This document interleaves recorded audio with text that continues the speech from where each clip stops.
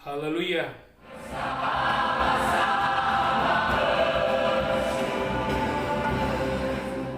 Haleluya.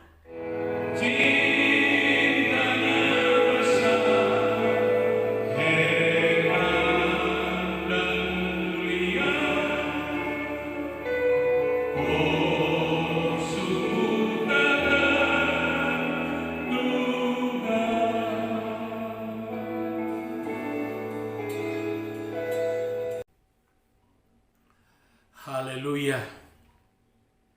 Saya akan baca dari Perjanjian Lama di dalam kitab Yosua pasal 1 ayat 1. Sesudah Musa hamba Tuhan itu mati, berfirmanlah Tuhan kepada Yosua bin Nun abdi Musa itu demikian. Hambaku Musa telah mati, sebab itu bersiaplah sekarang, seberangilah sungai Yordan ini, engkau dan seluruh bangsa ini menuju negeri yang akan kuberikan kepada mereka, kepada orang Israel.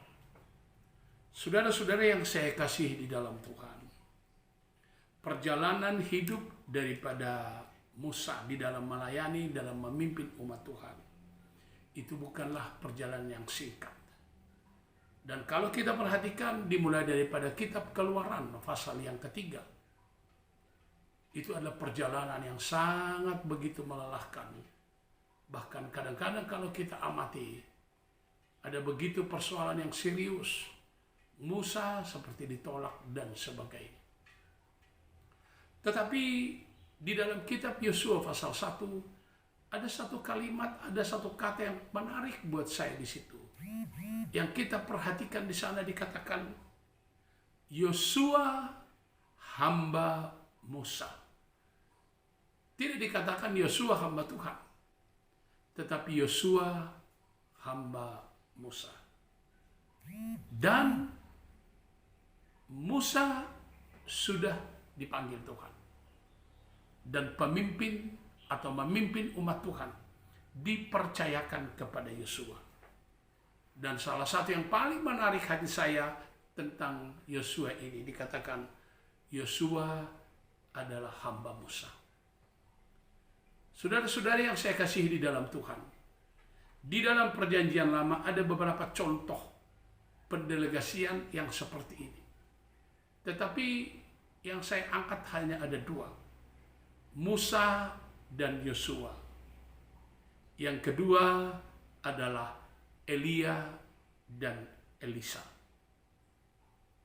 Ada perbedaan kedua peristiwa ini. Tetapi bagi teman-teman yang menjadi pelayan-pelayan Tuhan, kalau kita mundur kepada kitab Keluaran, di sana kita memberikan perhatian salah satu faktor awal kenapa Yosua begitu menarik di dalam peristiwa Musa untuk memimpin umat Tuhan adalah kalau kita amati waktu orang Israel baru keluar dari tanah Mesir, maka salah satu yang dipanggil oleh Musa untuk melawan orang Amalek itu adalah Yosua. Oleh sebab itu kepada kita pun, terutama mungkin hamba-hamba Tuhan yang muda, mudah saudara berkata hamba Tuhan. Tetapi kadang-kadang sukar kita berkata hamba daripada seorang manusia. Dan dari sini saya perhatikan ada satu keistimewaan daripada Yosua. Karena dia memiliki sifat kerendahan hati yang baik, maka dia mencatatkan diri dan berkata, dia adalah hamba Tuhan.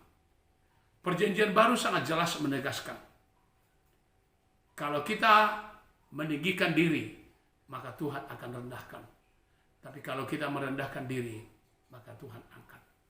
Oleh sebab itu, pelajaran daripada ayat 1 itu, rekan-rekan hamba-hamba Tuhan, biarlah kita menjadi hamba-hamba Tuhan yang merendahkan diri, sekaligus merendahkan hati di dalam melayani Tuhan. Tuhan kiranya memberkati. Haleluya.